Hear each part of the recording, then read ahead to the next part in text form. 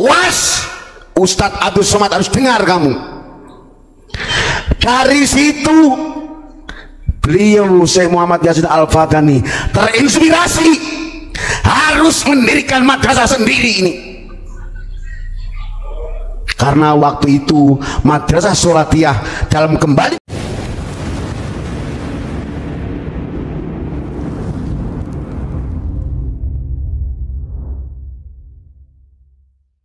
kalau dirimu dihina orang tidak apa-apa.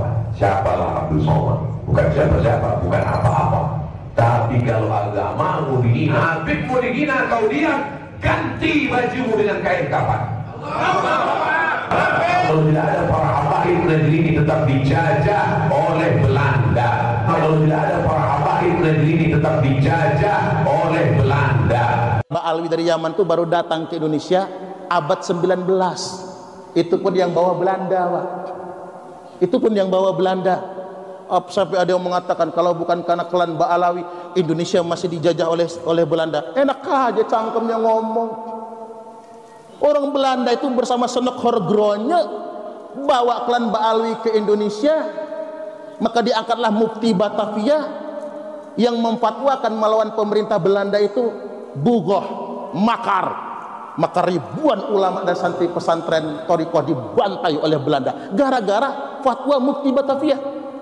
Jadi saya ingin luruskan sejarah juga karena kita ini jangan sampai tidak menghargai Wali Songo. baik apa yang disampaikan UAS. UAS berarti ikut-ikut deretan alaihim laknatullah, berarti betul nggak Pak Ubad? UAS alafu minkum, mohon maaf ya. Kalau antum membela habaib, bahkan berani menyatakan Indonesia ini tanpa habaib, pasti masih dijajah oleh Belanda. Terima kasih atas yang sangat menyesatkan untuk dari Sabang sampai Merauke, bahkan untuk anak bangsa. Kalian akhifillah Ustadz Ahmad Abdul Somad. Orang mana Pak Ustadz Somad itu? Orang Sumatera. Saya sampaikan, apakah kita tidak mendengar sosok yang hebat di akhir-akhir abad 14, yaitu Syekh Muhammad Yasin Al-Fatani. Simak, beliau dalam mengkader ulama-ulama Nusantara berangkat dari cinta tanah air. Beliau walaupun kelahiran Makkah, tapi darah-darah Nusantara tidak bisa kabur oleh kearab-araban. Di dalam sejarah Syekh Muhammad Yasin Al-Fatani Muslim Dunia, visi Khori waktu kecil beliau sekolah di madrasah yang namanya Sholatiyah. Pendirinya adalah perempuan dari India. Apa yang terjadi? Suatu saat menemukan sebagian asatid pengurus madrasah Sholatiyah, pendirinya adalah orang perempuan dari India. Ada koran Gus, tertuliskan bahasa Indonesia, diinjak, dibakar oleh sebagian pengurus madrasah Sholatiyah. Apa katanya? Ini koran bertuliskan bahasa Indonesia, bangsa yang bahasa goblok. Nangis Syekh Muhammad Yasin Al-Fatani melihat biadabnya seorang guru yang di madrasah Sholatiyah, melihat koran yang bertuliskan bahasa Indonesia yang sedang dibaca oleh mahasiswa kita di sana waktu itu. Dibakar Pak, kurang ajar. Koran bertuliskan bahasa Indonesia dibaca orang Indonesia, katanya ini adalah koran bangsa dan bahasa yang goblok. Dengarin, was, Ustadz Abdul Somad harus dengar kamu. Dari situ beliau Syekh Muhammad Yasin Al-Fatani terinspirasi harus mendirikan madrasah sendiri ini. Karena waktu itu madrasah Sholatiyah dalam kembali ke India masih berpolemik masih perang dengan Nasrani atau Kristen radikal, tidak sesuai dengan ulama-ulama Nusantara. Syekh Muhammad Yasin Al-Fatani walaupun lahir di Mekah, tapi masih di angin, di udara orang-orang ulama Nusantara yang masih pelawan gigih dengan mereka India Belanda, betul? Dari itu pengalaman yang biadab pengurus Madrasah Sholatiyah dengan membakar dan menghina koran Indonesia dan berbahasa Indonesia, dikira Indonesia dan bahasa yang goblok, langsung bangkit Nahdlatul. Beliau Syekh Muhammad Yasin Al-Fatani langsung bikin madrasah sendiri yang namanya Madrasah Darul Ulum. Kengekan Ustadz Abdul Somad. Dengar, di balik rahasia Darul Ulum pendiri Syekh Muhammad Yasin Al-Fatani apa? Merekrut ulama-ulama Nusantara, jangan sampai terkikis habis. Kurang ajar Ustadz Somad ini. Berani-beraninya mengatakan tanpa kabaib Indonesia akan dijajah sama Belanda. Isma Yahya Alafu Minggu, mohon maaf. Bahaya. Apa yang terjadi? Jelas dunia mengakui muslim itu dunia. Di antaranya ini beliau punya sanad.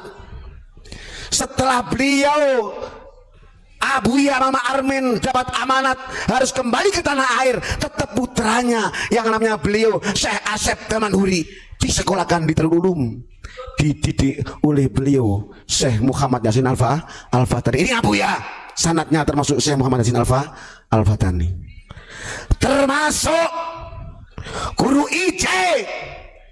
Ini adalah kader-kader Syekh Muhammad Yasin Al-Fatani. Di balik Madrasah Darul Ulum Syekh Muhammad Yasin Al-Fatani adalah merekrut ulama-ulama Nusantara.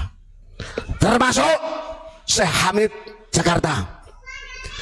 Termasuk kandidat MUI muda waktu itu adalah Syekh Sahal Mahfud. Di kader dengan ilmu sanad, dengan ilmu asfat dan ilmu ijazah dalam arti transmisi atau estafet ulama-ulama Nusantara. Biadab ini Ustadz Abdul Somad berani menyatakan tanpa ada habaib Indonesia masih dijajah oleh Belanda. Enggak dengar ulama Nusantara 7 yang bertengger di Makkah itu bikin tonggak-tonggak biar hengkang Belanda dan India dari Indonesia. Bahaya Ustaz Abdul Somad. Bahaya. Bukti kalau ulama Nusantara muda termasuk Syekh Sahal Mahfud, betul nggak? Kajen. Di saat Jatman mau dikuasai, mau dipimpin oleh Lutfi, siap ini sesuai Pak Mahfud ini. Jangan sampai Jatman ini dikuasai oleh Lutfi, beliau Sahal Mahfud siap ngeluarin 2 miliar. Jangan sampai Jatman Toriko ini diinjak-injak oleh Lutfi. Betul nggak? Ini kader-kader ulama muda. Waktu itu Roisnya MUI adalah beliau Syekh Sahal Mahfud. Berani mengalau sebenarnya. Jangan sampai Jatman dikuasai oleh Lutfi yang bangsat alaihi laknatullah. Betul nggak? Namun apa yang terjadi memang sudah qadha dan qudrat oleh Allah Subhanahu wa taala. Ya Bapak tetap bersyukur. Kita dikasih lawan oleh Allah. Ayo semangat. Betul nggak? Bahaya. Jadi begitu perihnya pedihnya walaupun di Makkah, cintanya tanah air. Don't forget love for the homeland. Jangan lupa cinta tanah air. Bahaya itu. Coba itu sekarang dengan rame-ramenya tes DNA, betul nggak? Makul nggak? Logika nggak? Kalau kepingin tes DNA harus bongkar makam Nabi, betul nggak? Sekarang beralih pakai jurus Habib vampir, betul nggak? Sekarang ada ritual Habib minum darah Rasulullah Shallallahu Alaihi Wasallam. Loh, ini nggak ketemu akal. Dia nuntut kalau kepengen tes DNA harus bongkar makam Nabi. Nah, sekarang rame-rame acara ritual minum darah, nggak jauh kayak vampir. Loh, berarti darahnya banyak, betul nggak? Makanya ini sangat membingungkan alias sangat membagongkan. Ayo kita mati saudara-saudara.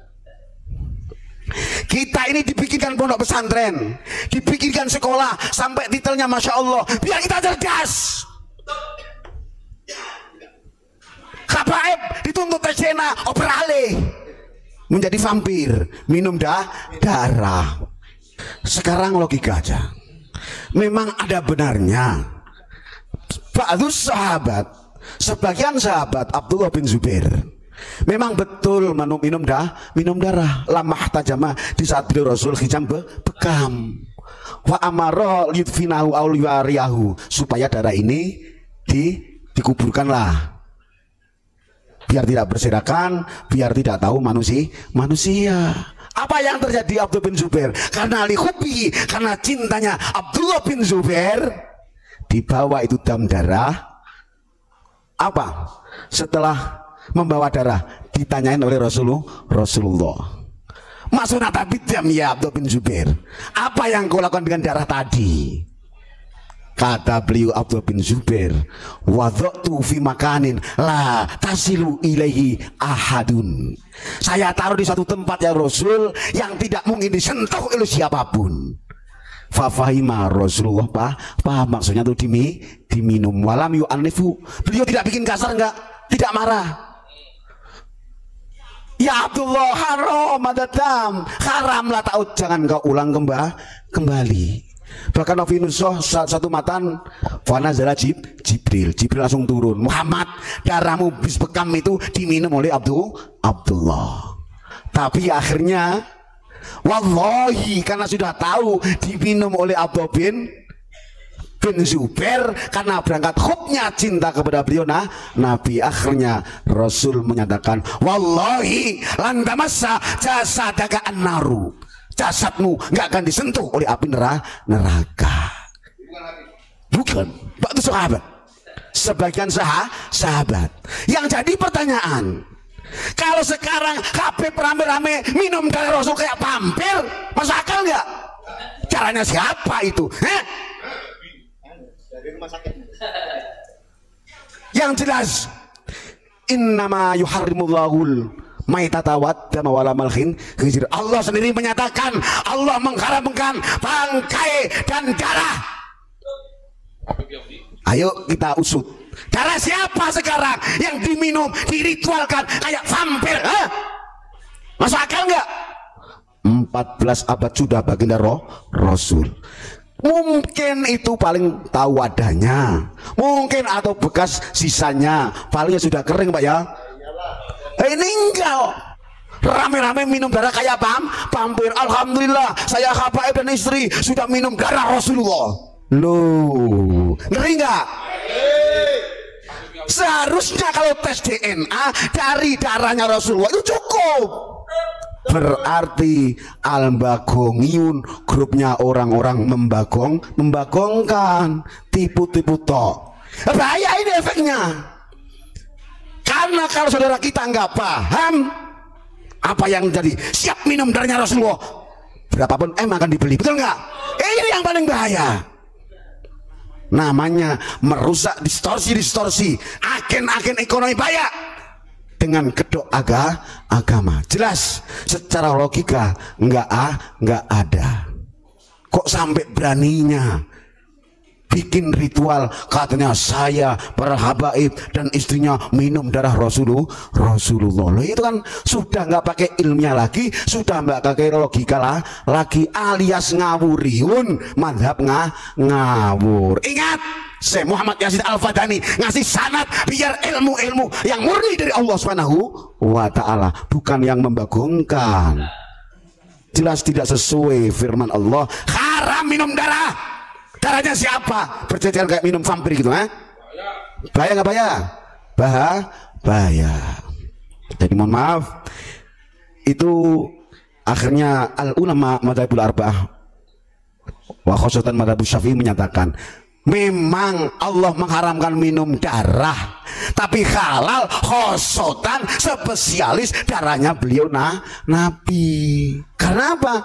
Fisirun itu misterius, rahasia fi syaqi sodri. Wajarlah Rasulullah pernah dibedah oleh malaikat. Jadi sepakat Madzhabul Arba Imam Syafi'i Maliki Hanafi semuanya darah Rasul adalah tohirun suci. Nah, sekarang Habib itu apa? Minum darah siapa? Syiar apa kamu? Masanya sudah 1414 abad. Saudaraku dari Sabang sampai Merauke, gak boleh tertipu. Itulah namanya kharqa setan. Kata Rasulullah, wairu dajjal akhwafu ala ummati.